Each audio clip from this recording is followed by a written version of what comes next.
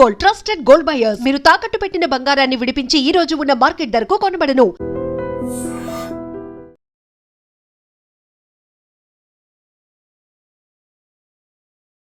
Madam, రీసెంట్గా మళ్ళీ ఇంకొక కేసు ఏంటంటే మైనర్ పిల్లలకి వెహికల్స్ ఇవ్వడం, ఒక కారుతో అబ్బాయి డ్రైవ్ చేయడం వల్ల ఒక ఆయన చనిపోయాడు, మిగతా వాళ్ళకి దెబ్బలు తగిలాయి, అక్కడ ఉన్న వెహికల్స్ కూడా అవి డ్యామేజ్ అవ్వడం జరిగింది.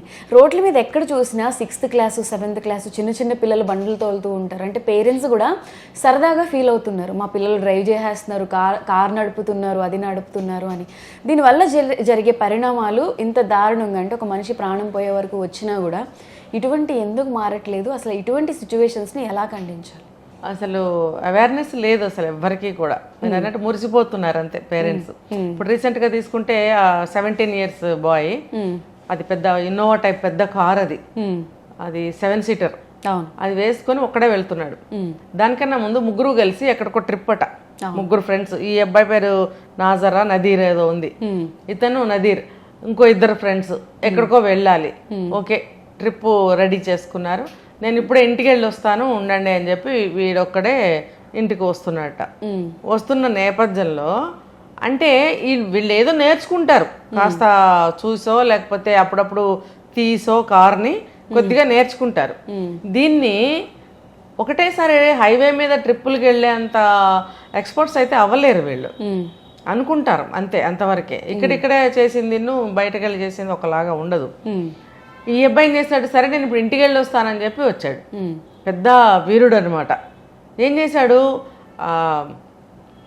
ఎక్స్కలేటర్ మీద కాల్ వేసి తొక్కున్నాడు. అదేమవుతుంది, రైజ్ అవుతుంది బాగా కదా, బ్రేక్ అనుకుని ఎక్స్కలేటర్ తొక్కేశాడు. అది తొక్కేటప్పటికి ఏమైందంటే ఒక నేరోగా సైడ్కి వచ్చేసింది. అది రైజ్ చేస్తుంటే ఏమవుతుంది, స్పీడ్ పెరిగిపోతుంది. అది పెరిగిపోయి ఆగదు. అది మరి ఎందుకు అబ్బాయి అంత కన్ఫ్యూజ్ అయ్యాడని అది అర్థం కాల. మరి ట్రిప్కి ఎలా రెడీ అయ్యాడు, నేనే డ్రైవ్ చేస్తాను ట్రిప్లో కూడా అన్నట్టు. అసలు ఆ కార్ రెంట్కి తీసుకున్నప్పుడు వాళ్ళకి అదే చూడాలి కదా, వాళ్ళకి ఏజ్ అనేది ఒకటి ఉంటుంది కదా. 18 years అయినా సరే 20 అయినా సరే మరి అంత ఆ ఏజ్ వాళ్ళకి ఆ కారు ఇవ్వటం అనేది చాలా తప్పు. పెద్దవాళ్ళకైతే ఇవ్వచ్చు, వీళ్ళు ఎంత చూసినా పిల్లలే కదా, 20 ఏళ్ళైనా పిల్లలే, వీళ్ళకి ఎంత ఎక్స్పీరియన్స్ ఉంటుంది రేపొద్దున. ఇలాంటి వాళ్ళకి అసలు కార్ రెంట్కి ఇవ్వకూడదు. వాళ్ళు ఎంత ఆధార్ కార్డులు ఇచ్చినా ఎంత పేమెంట్ ఇచ్చినా అలాంటి వాళ్ళకి ఇస్తే ఏమవుతుందంటే వాళ్ళ ఇన్సూరెన్స్లో వాళ్ళకి అన్ని సరైపోతాయి.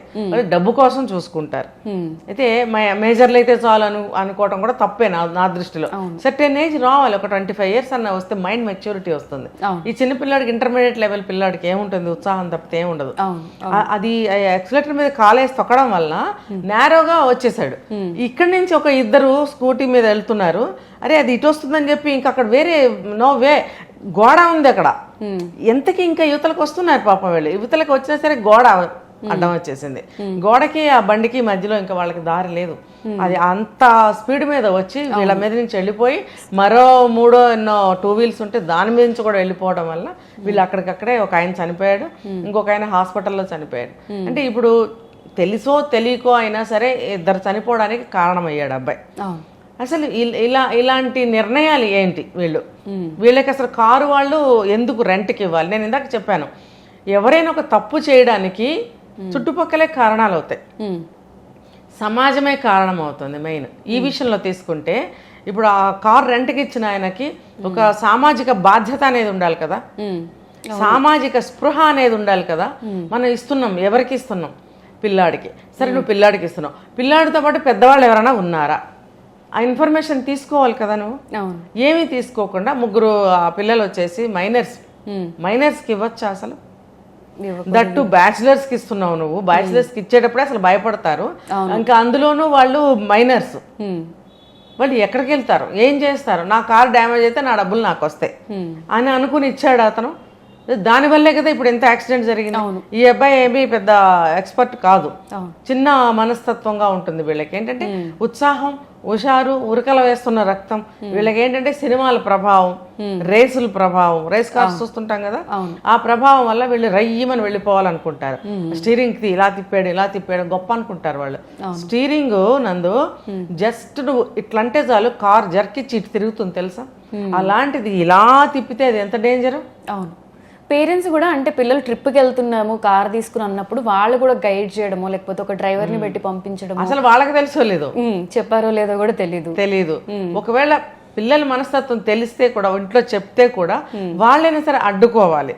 ఇంకొకటి ఏంటంటే 18 ఏళ్ళు దాటిన తర్వాతే వాళ్ళకి డ్రైవింగ్ అనేది నేర్పించాలి. ఇది కూడా చెయ్యి పట్టుకుని తల్లిదండ్రులు ఎవరు డ్రైవింగ్ నేర్పించాల్సిన అవసరం లేదు, అవసరం లేదు.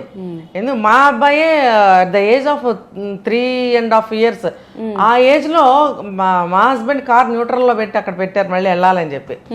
మా బాబు ఏం చేశాడు, మెల్లగా వెళ్ళేసి కారు కూర్చున్నాడు.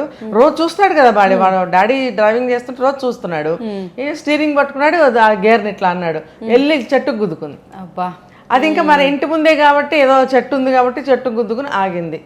లేకపోతే పరిస్థితి ఏంటి? తల్లిదండ్రులు నేర్పక్కర్లేదు, చూసి నేర్చేసుకుంటున్నారు. ఇంకా వీడియో గేమ్స్ ఉన్నాయి కదా, ఇలా నొక్కుతారు కార్లు, పబ్జీలని, ఆ షూటింగ్స్ అని, ఇవన్నీ ఆడి వాళ్ళకి వచ్చేస్తుంది, ఖచ్చితంగా వచ్చేస్తుంది. అందుకే చిన్న వయసులో ఏదైనా సరే బాగా ప్రింట్ అయిపోతుంది వాళ్ళకి. ప్రతిదీ బాగా గ్రాస్ప్ చేస్తారు. వాళ్ళకి అర్థం కానిదంటూ ఉండదు, బ్రెయిన్కి ఎక్కకపోవటం అంటూ ఏముండదు, అంతా ఖాళీయే కదా. అవును, వాళ్ళకి కావాల్సిందల్లా వేసేసుకుంటారు అందులో. అబ్బేస్తుంది వాళ్ళకి ఆ ఏజ్ లో. ఎటువంటి శ్లోకమైనా సరే నోరు తిరుగుతుంది వాళ్ళకి. చెప్పిన శ్లోకం వాళ్ళకి గుర్తు కూడా ఉంటుంది. చూసారంటే 3-4 years పిల్లలు కూడా చక్కగా భగవద్గీతని ఇంకా శ్లోకాలని చక్కగా చెప్తున్నారు. ఎందుకంటే ఆ ఏజ్ లో బాగా పట్టుబడతాయి, మెమరీ కూడా ఉంటుంది, నోరు కూడా తిరుగుతుంది, కాన్సన్ట్రేషన్ ఉంటుంది. కాబట్టి ఆ ఏజ్ లో చాలా జాగ్రత్తగా ఉండాలి. మంచికైనా చెడుకైనా, మంచి అయితే ఓకే, టూ ఇయర్లీ మంచి అయినా బ్యాడే. టూ ఇయర్లీగా మంచి ఏదైనా నేర్చేసుకున్నా అది బ్యాడే, అవసరం లేదు. అప్పుడు ఏమవుతుందంటే కొంతకాలం అయ్యేటప్పటికి వాళ్ళు డల్ అయిపోతారు. అందుకని ఏజ్ వైజ్ గా వెళ్తూ ఉండాలి. ఈ డ్రైవింగ్ అనేది కూడా 18 years వచ్చిన తర్వాతే కారు కానీ బైక్ కానీ నేర్పించడం అనేది చాలా అవసరం అప్పుడు. ఎందుకంటే ఏదైనా పని ఉంటే వెళ్ళాలి, తప్పులు జరగకుండా ఉండాలి కాబట్టి నేర్పించాలి డ్రైవింగ్. ఇక్కడ అలా ఏమీ లేదు, వీళ్ళైతే నేర్పించరు, బయటికి వెళ్ళి నేర్చుకుంటే ఏం చేయగలుగుతారు. కాబట్టి ఇక్కడ సామాజిక బాధ్యత ఉన్న ఈ ప్రతి ఒక్కళ్ళు కూడా అడ్డుకోవాలి. మైనర్స్ డ్రైవ్ చేస్తుంటే అడ్డుకోవాలి. 13 ఏళ్ల అబ్బాయి మొన్న మా కారుకి అడ్డంగా ఇలా వచ్చేసాడు. అసలు ఏం చేయాలి?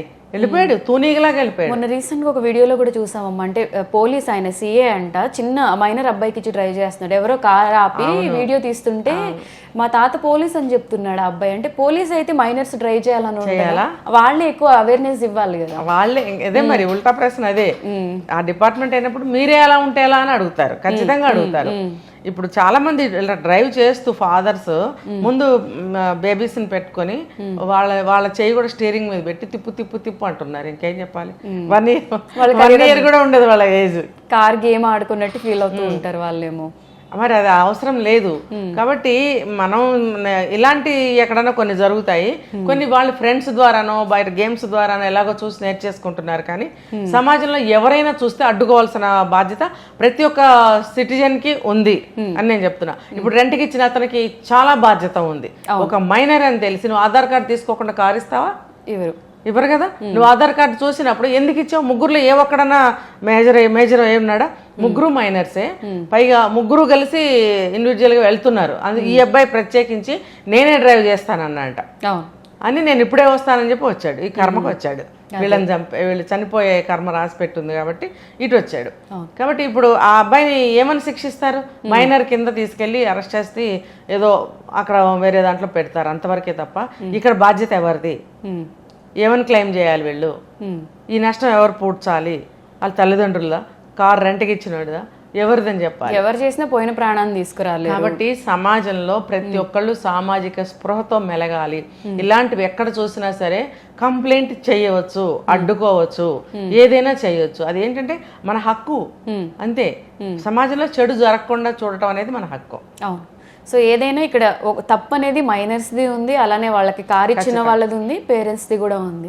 సో ఇటువంటి ఇన్సిడెంట్స్ చూసినప్పుడైనా అట్లీస్ట్ ఇలా ఇవ్వకుండా ఒక అవేర్నెస్ క్రియేట్ చేసుకుని కార్లు ఇచ్చేటప్పుడు, కార్లు డ్రైవ్ చేసేటప్పుడు జాగ్రత్తగా ఉంటే ఇలాంటివి జరగకుండా ఉండాలని అనుకోవాలి. అవును.